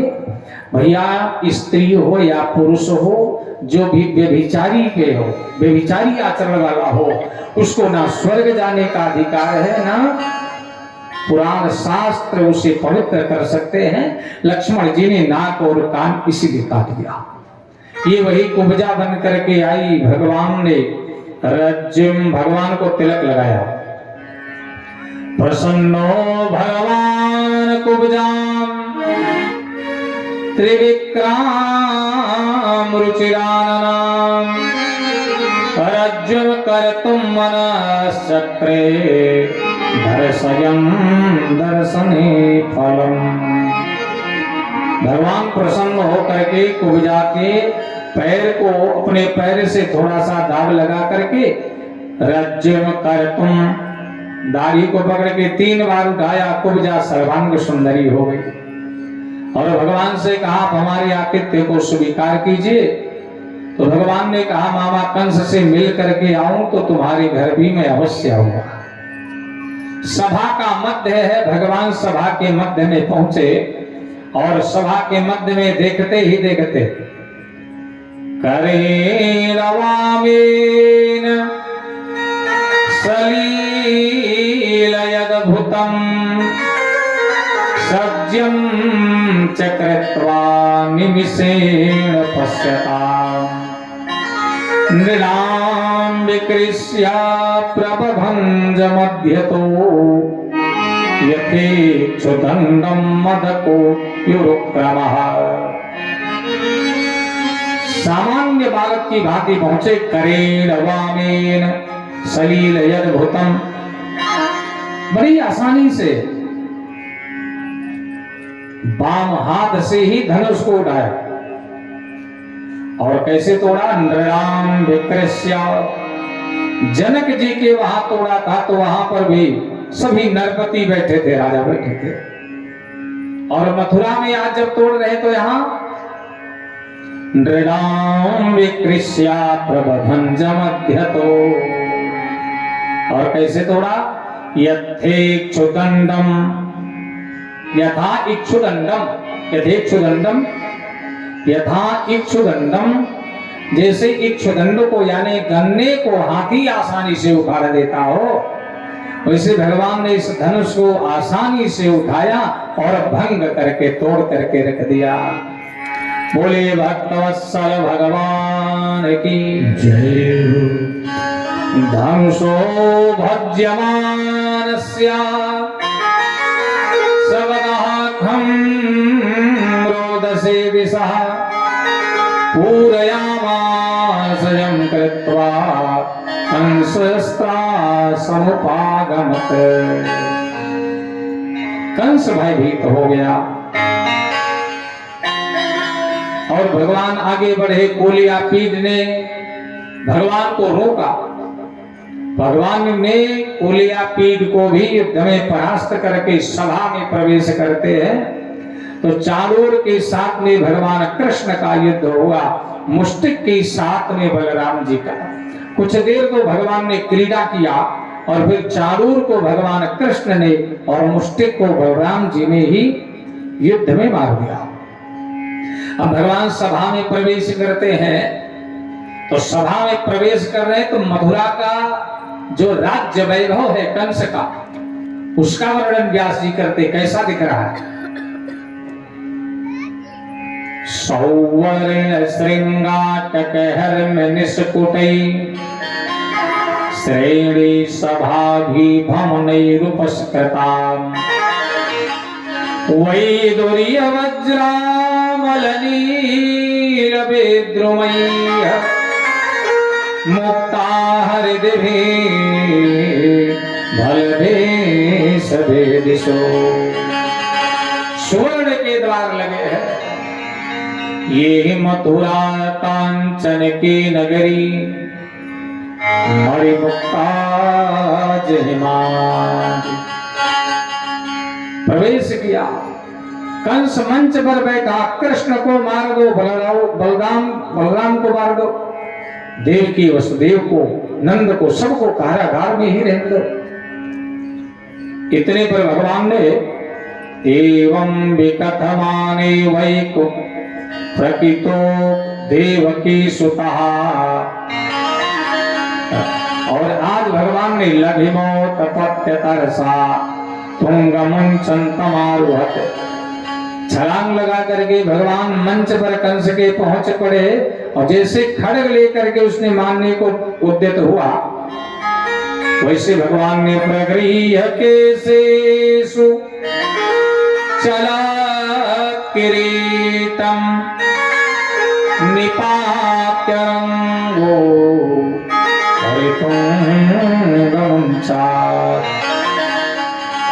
तस्योपरिष्टा स्वयमर्जनाभा पपात विश्वाश्रयात्मतंत्रा पपात विश्वाश्रयात्मतंत्रा। कंस ने कहा भांगे छोड़ दे, बड़ा दर्द हो रहा। कंस है पतिंगा, कृष्ण है प्रकाश। पतिंगों की जब मृत्यु आती है प्यारे तो प्रकाश के पास में पहुंच ही जाते हैं। कंस रूपी पतिंगा कृष्ण रूपी प्रकाश के पास में पहुंचा। भगवान ने कुछ देर तो क्रीड़ा किया, फिर अंत में प्रगृह्य केशेषु चलत् किरीटम निपात्य रंगो परितुंगम चार। तस्योपरिष्टा स्वयं अब्जनाभा। कंस को मंच से नीचे पटका। तस्य उपरिष्टात स्वयं अब्जनाभा। और कंस के ऊपर भगवान ने जैसे छलांग लगाया, वैसे छलांग लगाने मात्र से ही कंस का प्राणांत हो गया। बोलिए कंस मर्दन भगवान की। और सभी भगवान की मधुर स्तुति का गान करने लगे। तेरी मंद मंद मुस्कनिया पे, तेरी मंद मंद मुस्कनिया पे बलिहार प्यारे जो, बलिहार प्यारे जो। तेरी मंद मंद मुस्कनिया पे, तेरी मंद मंद मुस्कनिया पे बलिहार प्यारे जो, बलिहार प्यारे जो, बलिहार प्यारे जो, बलिहार प्यारे जो।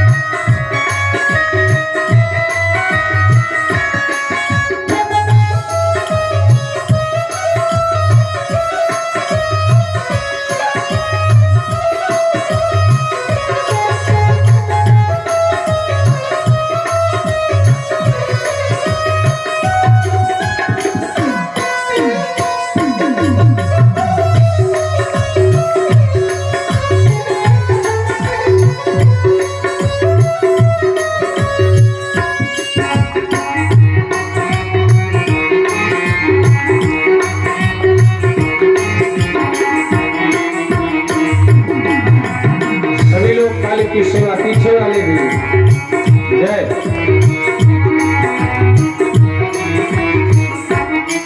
तेरे नए नए जब मतवारे मटके ये कारे कारे, तेरे नए नए जब मतवारे मटके ये कारे कारे, तेरे नए जब मतवारे मटके ये कारे कारे, नए नए जब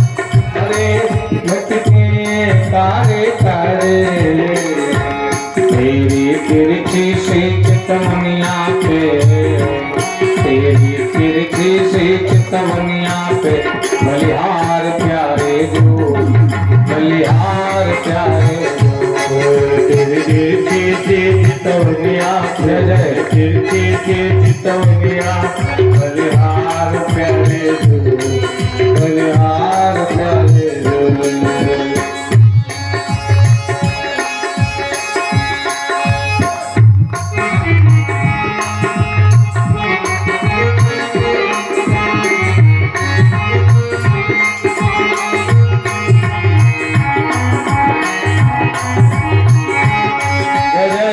श्री हरि।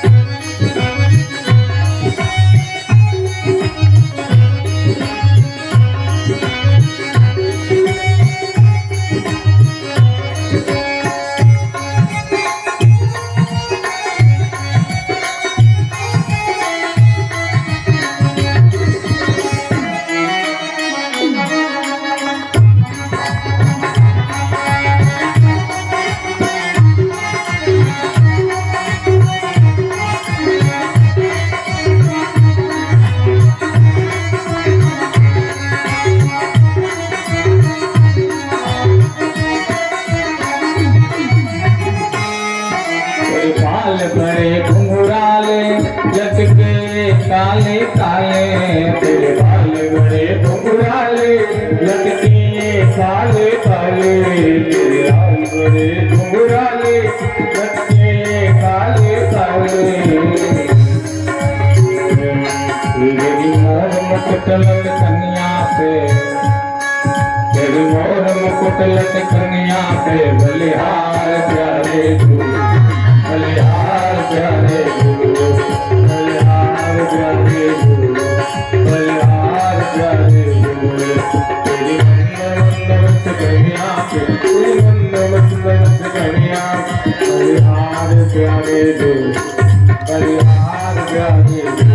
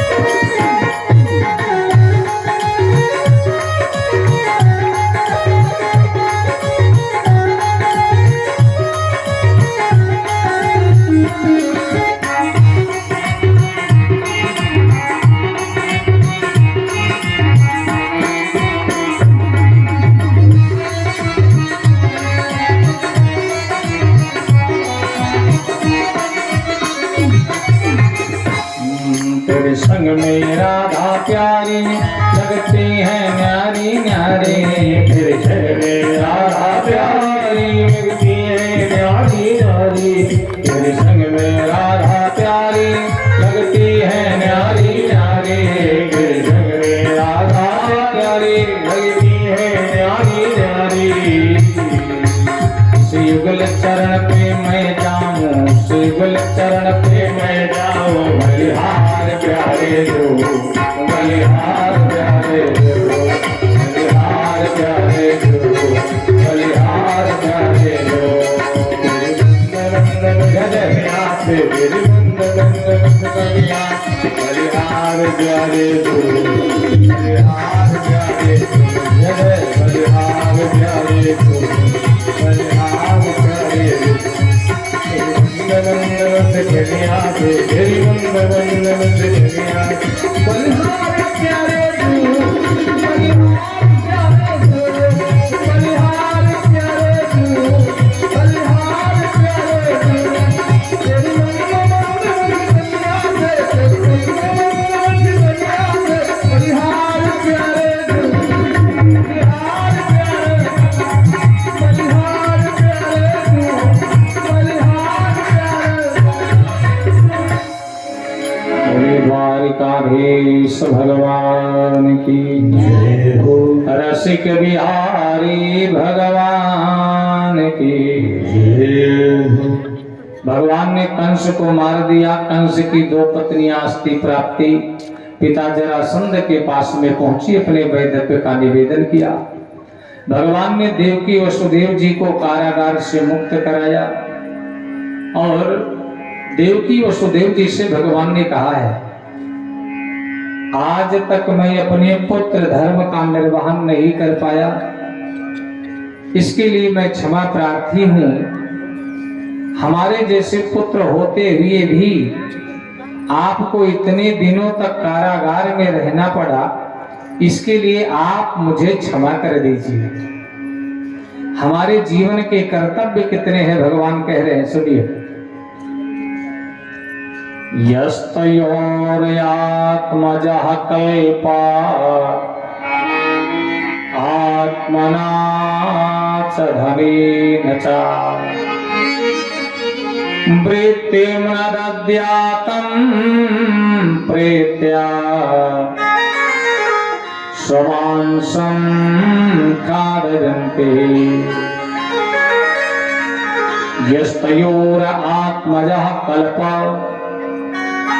जो अपने माता पिता की सेवा नहीं करता, अगर पास में रहो माता पिता के तो उनकी यथासंभव सेवा करो, और यदि पास में नहीं हो तो वित्त के द्वारा, पैसे कौड़ी के द्वारा ही उनको प्रसन्न करो। अगर ऐसा नहीं करते हैं तो वृत्तिम न दद्यातं प्रीत्या स्वमांसं खादयन्ति। जो बालक ऐसा नहीं करता, मृत्यु के बाद में प्रेत योनि में जाता है और स्वमांसम खादयन्ति, अपने ही मांस को उसको खाना पड़ता है। मातरम पितरम वृद्धम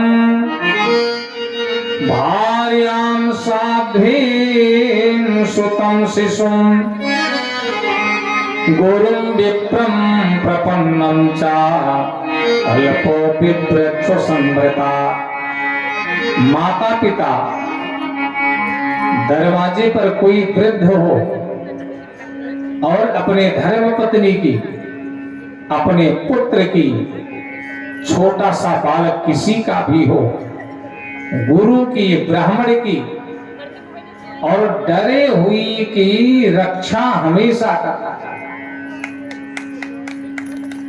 कितना बड़ा अपराध करने वाला क्यों ना हो, यदि आपकी शरण में आ गया हो तो सारे अपराध को भुला करके आप उसको क्षमा करो। यही तुम्हारा धर्म है, यही उसका कर्तव्य है। गुरुं विप्रं प्रपन्नं च अल्पो विप्रच्छ संवृता।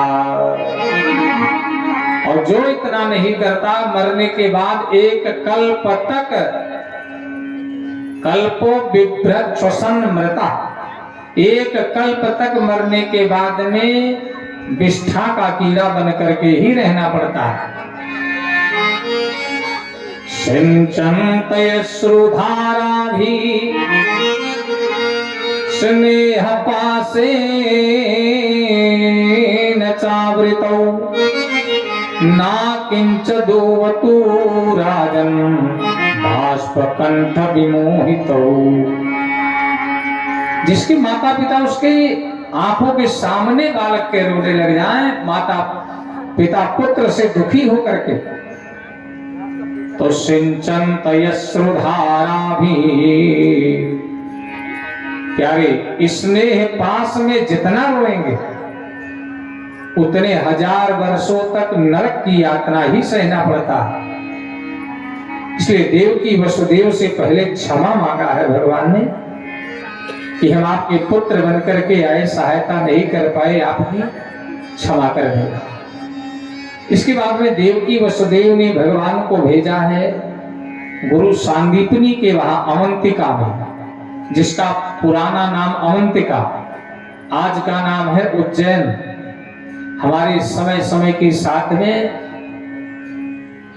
स्थानों के नाम भी परिवर्तित हो गए। लखनऊ का लखनपुर, कुशभवनपुर सुल्तानपुर का, अलीगढ़ का प्राचीन नाम हरिगढ़, इसी प्रकार से इलाहाबाद का भी प्राचीन नाम प्रयागराज ही है, जो आज योगी जी ने कर भी दिया। तो हमारे समय समय से वैसे अवंतिका, उज्जैन का प्राचीन नाम है अवंतिका। दिल्ली का प्राचीन नाम इंद्रप्रस्थ। तो हमारे शहरों के नाम भी समय समय से बदलते चले गए। अवंतिका यानी उज्जैन, वहीं पर सांदीपनी गुरु का आश्रम। गुरु सांदीपनी के वहां भगवान पहुंच करके भगवान ने 64 प्रकार की विद्या सिखा। कितनी जी? 64 प्रकार की विद्या सीखा, जिसमें सिलाई करना, कटाई करना, बिनाई करना, विद्यारंभ, शिक्षा, वेद, वेदांग सब कुछ था। 64 प्रकार की कलाओं को सीखा। गुरु जी से कहा, अब आप मुझे आज्ञा दीजिए और गुरु दक्षिणा में मैं क्या दे दूं ये मुझे बता दो। गुरु जी ने तो कुछ नहीं मांगा, पर कहा गुरु माता से जाकर के पूछ लो, उनकी कुछ इच्छा हो तो आप उनको गुरु दक्षिणा में कुछ दे दो। तो आज भगवान जैसे जाकर के पहुंचे हैं, गुरु पत्नी ने कहा हमारे पुत्र को समुद्र की लहरों ने डुबो दिया है अपने भीतर, और आप हमारे पुत्र को वापस दे दीजिए। मैंने सुना है आप भगवान हो, आपके लिए दक्षिणा में मुझे यही चाहिए। भगवान जाकर के समुद्र के पास में पहुंचे। समुद्र तुरंत खड़ा होकर के भगवान की स्तुति किया। और रामावतार में गए थे तो 3 दिन प्रार्थना किया था। विनय नमानत जल भिजड़, गए 3 दिन बीत, बोले राम सको पतब, भय बिनु न प्रीति। और आज द्वारिकाधीश को देखा, ये इंतजार नहीं करेंगे 3-4 दिन, तुरंत निकलो बाहर। कहा नैवामर समहादेवम, कहा आपके वहां हमारा गुरुपुत्र है, उसको वापस करो। नैवाहार समहम देवा, दैत्या 5 जनो महान, अंतर जल चरा कृष्णा, शंकरोपधरो सुरा। हमारे भीतर एक शंखासुर राक्षस रहता है, हो सकता है उसने आपके गुरुपुत्र को निगल लिया हो। भगवान ने समुद्र में प्रवेश किया और जब शंखासुर को मारा, उसके भीतर भी गुरुपुत्र नहीं मिला। भगवान ने शंखासुर की अस्थियों को ही पांचजन्य नाम का शंख बना दिया, और ये शंख जाकर के जैसे धर्मराज के संयमनीपुरी में बजाया, भगवान के सामने धर्मराज प्रकट हो गए। आज्ञा दीजिए। भगवान ने कहा गुरुपुत्र मिहानीतम, निज कर्म निबंधनम, आनयस्व महाराज, मच्छासन पुरस्कृता, मच्छासन पुरस्कृता, गुरुपुत्र इहानीतम, निज कर्म निबंधनम। हमारा गुरुपुत्र आपके पास में आया है, आप उसको वापस भेज दीजिए। धर्मराज ने कहा भगवान आपका बनाया हुआ नियम है, और मैं तो आपका सेवक, आपकी आज्ञा का पालन करने वाला, आपकी जैसी आज्ञा, जैसी अनुमति।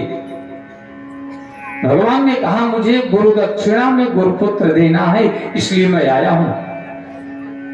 भगवान की कृपा से ऋषि सांदीपनि को फिर से पुत्र रत्न की प्राप्ति होती है। बोले द्वारिकाधीश भगवान की जय। भगवान जब से पढ़ करके आए, मथुरा में भगवान का मन नहीं लग रहा है।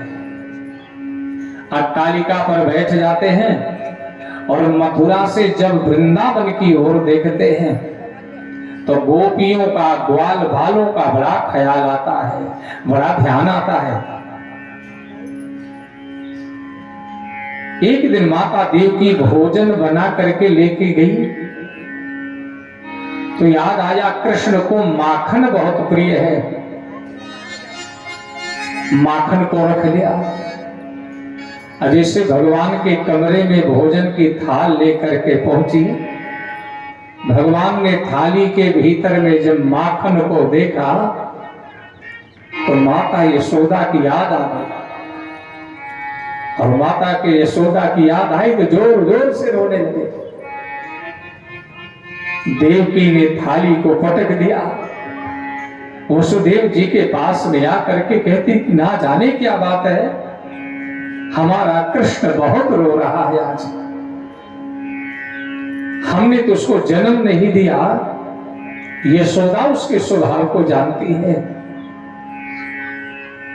यशोदा जानती है उसके स्वभाव को, इसलिए आप पता नहीं क्या बात है, पता लगाइए क्यों ऐसा हो रहा है। ऐसा क्यों हो रहा है कि बार बार वो मुझे याद कर रहे हैं, बार बार रो रहे हैं। बार बार रोने का कारण क्या है?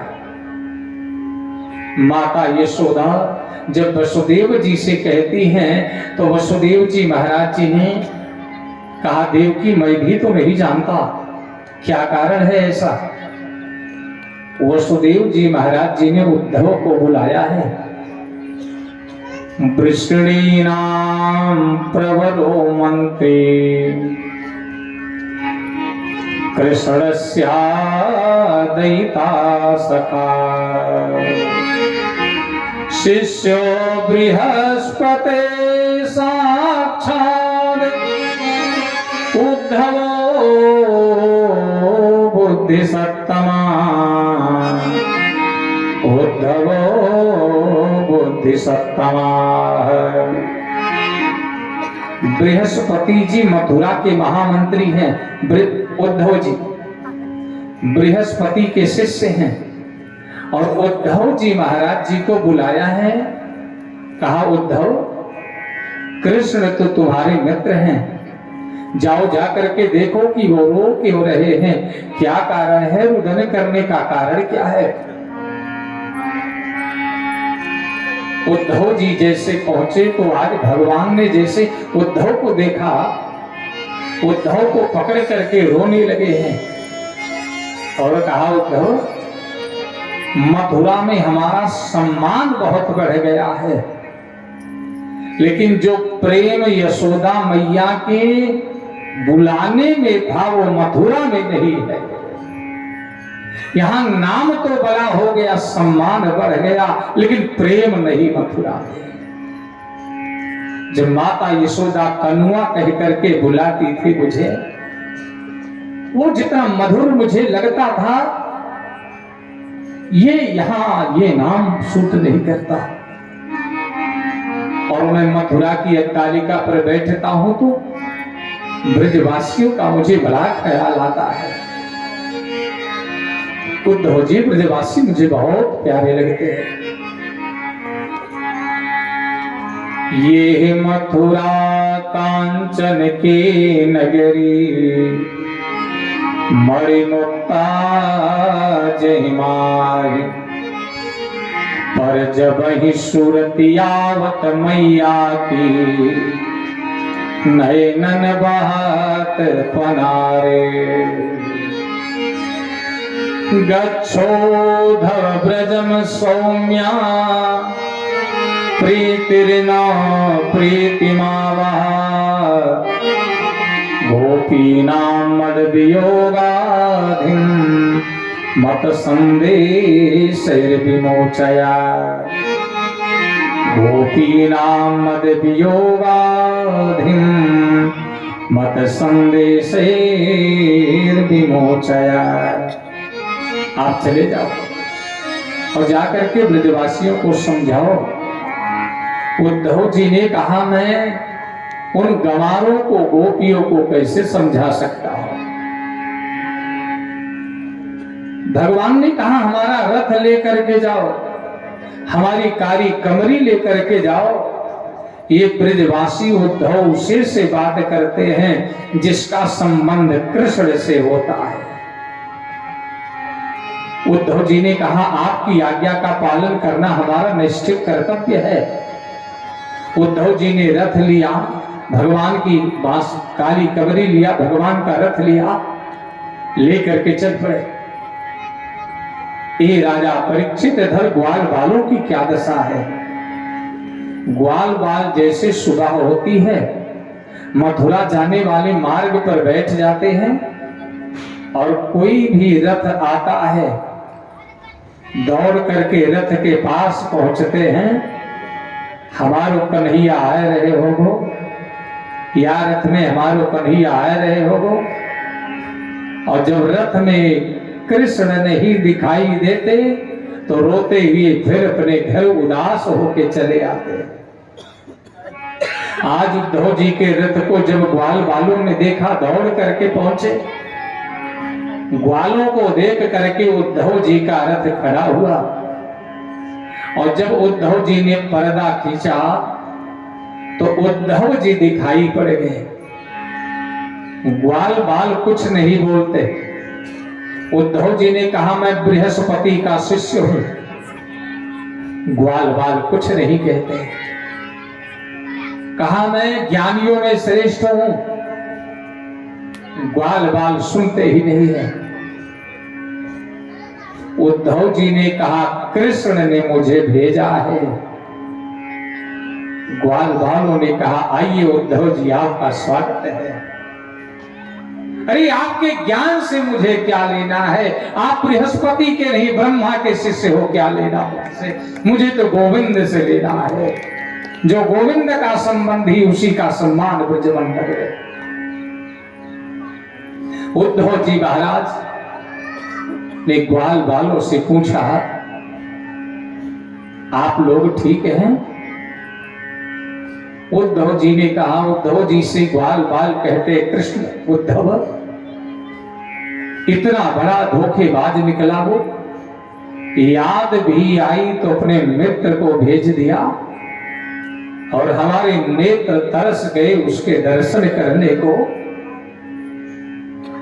कहा, मैं यशोदा मैया के दर्शन करना चाहता हूं। उद्धव जी ने, ग्वाल बालों ने कहा, यदि आप दर्शन करना चाहते हैं तो माता यशोदा के घर का कोई रास्ता पूछता नहीं है। जब से कृष्ण यहां से गए, यशोदा के घर का रास्ता एकदम सीधा हो गया।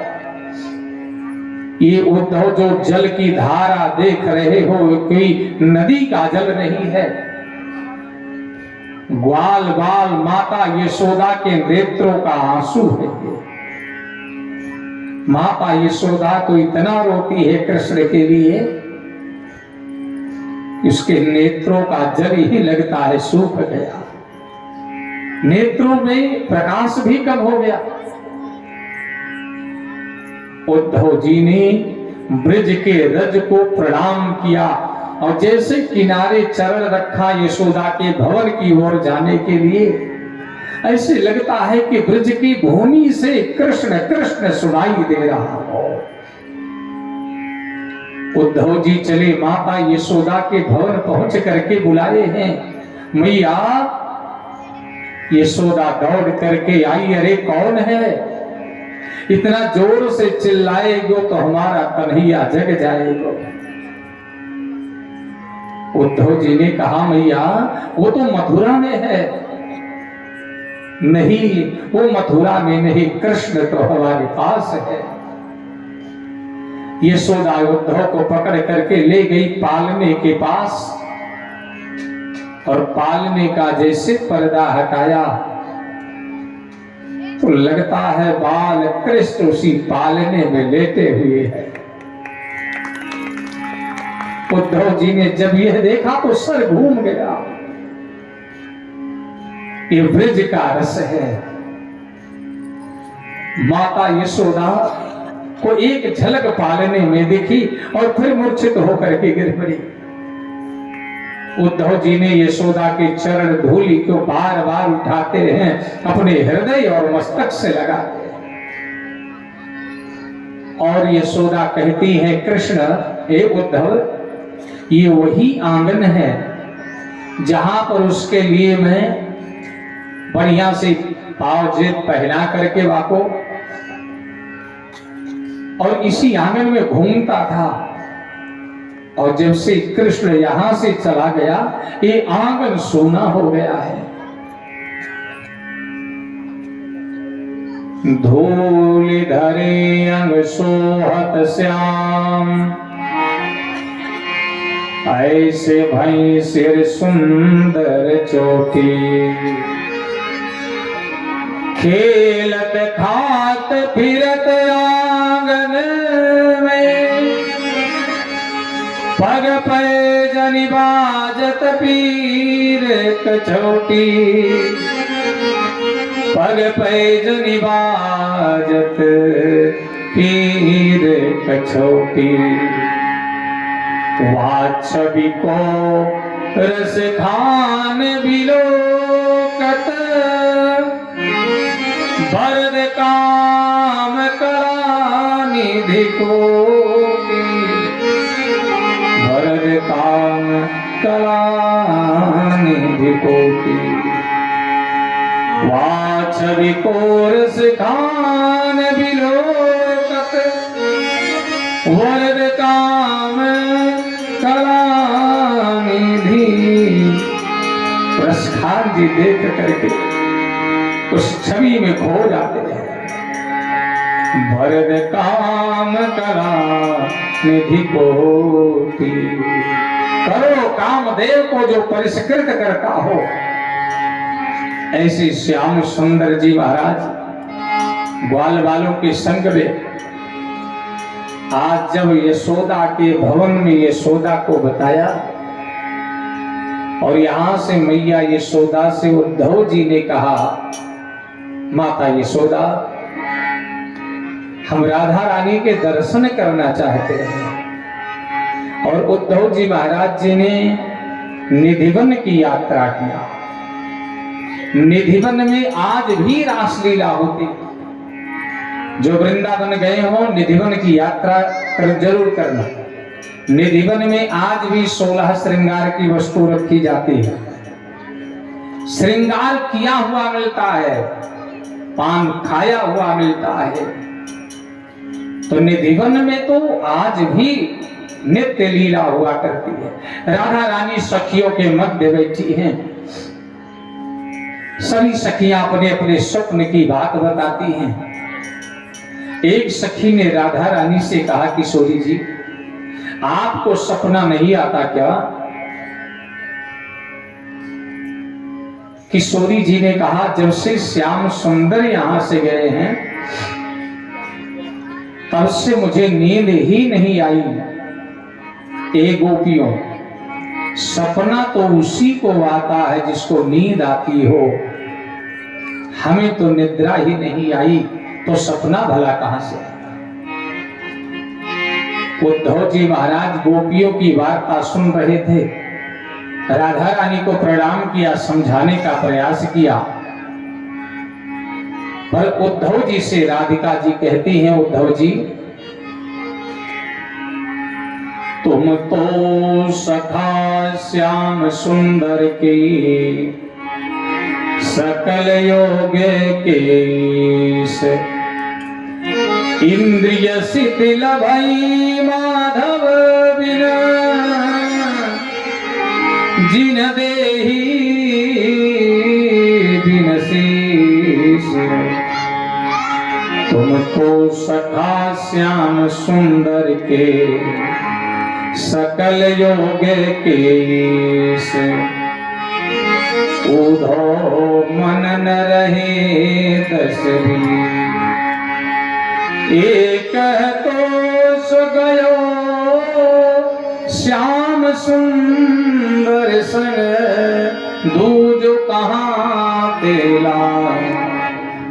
एक मन वो श्याम सुंदर के साथ गया, दूसरा योग में लगाने के लिए कहां से लाया। और उद्धव जी योग में मन हमारा लगा है, योग में नहीं। योगी तो आप हो, हम तो भक्त हैं, हम तो भक्ति करना जानते। हमारा मन तो भक्ति में लगा। कृष्ण तन कृष्ण मन,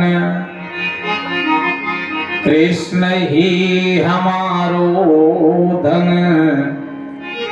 आठों याम उद्धव हमें कृष्ण सो ही काम है।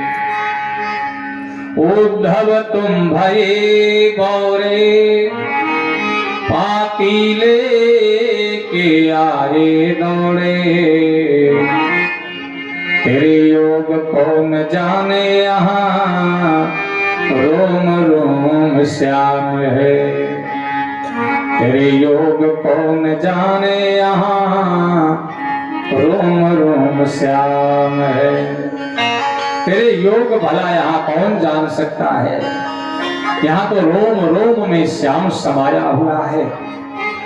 उद्धव जी महाराज राधिका रानी के चरण की धूली को लेकर के चले और जाकर के भगवान के पास में पहुंचे। और जो भगवान के पास में पहुंचे, भगवान से इतना निवेदन किया है, मुझे कुछ अभिलाषा नहीं है, इतनी कृपा कर दो। वंदे नंद व्रज स्त्रीणाम पादरीलोमभीक्षणसा यासां हरिकथोद्गीतं पुनाते भुवनत्रयम्। केवल गोपियों के चरण की धूली मिल जाए, बस इतना ही मेरी इच्छा है, और कुछ हमारी इच्छा भी नहीं है। केवल आपके चरण की धूली मिल जाए, यही मैं चाहता हूं। सुन बरसाने वाले गुलाम तेरो बनवारे, सुन बरसाने वाले गुलाम तेरो बनवारे, सुन बरसाने वाले गुलाम तेरो बनवारे, बनवारी तेरो बनवारी, बनवारी तेरो बनवारी, सुन बरसाने वाले गुलाम तेरो बनवारी, सुन बरसाने वाले गुलाम तेरो बनवारी।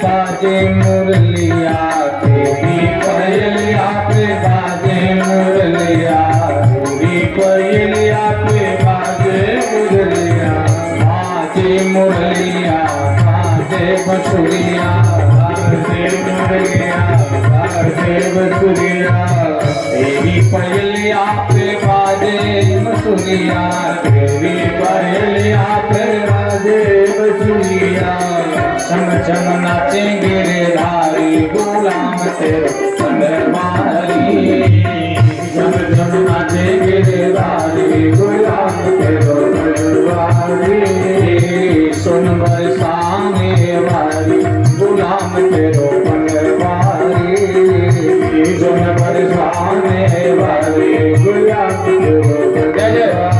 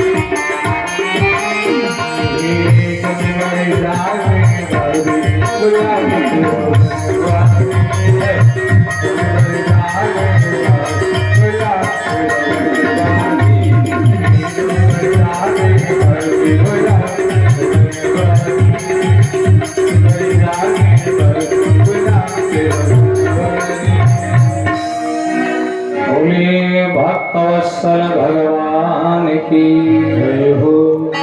रसिक बिहारी भगवान की जय हो।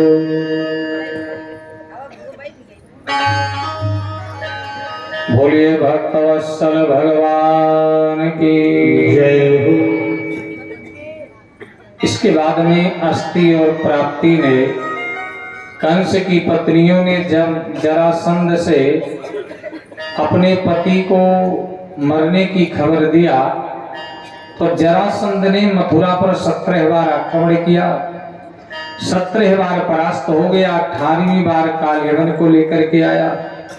कालयवन को वरदान है कि पीतांबरधारी ही इसकी मृत्यु का कारण बनेगा। भगवान को जैसे कालयवन ने देखा तो पीछा किया। भगवान भागते भागते गुफा में गए। एक पुरुष गुफा में सो रहा था, उसके ऊपर पीतांबर अपना रख दिया। कालयवन पहुंचा, इसने समझ लिया ये कृष्ण हमारे डर के मारे यहां पहुंच गया। एक चरण जैसे उस पुरुष को मारा, उसके नेत्रों में ऐसा प्रकाश निकला कि कालयवन जल करके भस्म हो गया। भगवान वहीं पर प्रकट हो गए। राजा परीक्षित कहते हैं भगवान ये कौन था, इसके नेत्र में इतना प्रकाश कहां से आया। सुखदेव कहते राजन साई कुकुले जातो मान भात्री तनयो महान मुचकुंद इति ख्यातो ब्रह्मण्या सत्य शंकरा। इक्ष्वाकु वंश में उत्पन्न हुए राजा मुचकुंद है। इन्होंने देवताओं की लंबे समय तक सेवा किया था, सेनापतित्व का भार संभाला था। देवताओं ने कहा वरम वृणस्व भद्रम ते ऋते कैवल्य मध्यरा, जो वरदान मांगना है मांग लो, मोक्ष नहीं मांगना बस। क्योंकि एक एवेश्वरस्तस्या ईश्वरः एव कारणम, ईश्वर ही मोक्ष दे सकता है।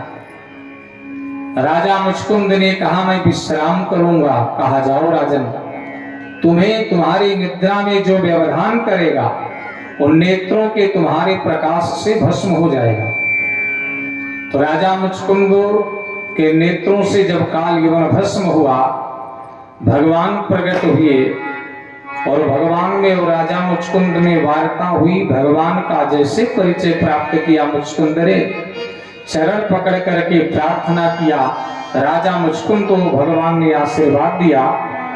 लौट करके राजा मुचकुंद ने शेष जीवन भगवान की भक्ति करते हुए और भगवान के पद को प्राप्त कर लिया। इधर जरासंध ने मथुरा मंडल को चारों तरफ से घेर करके रखा है।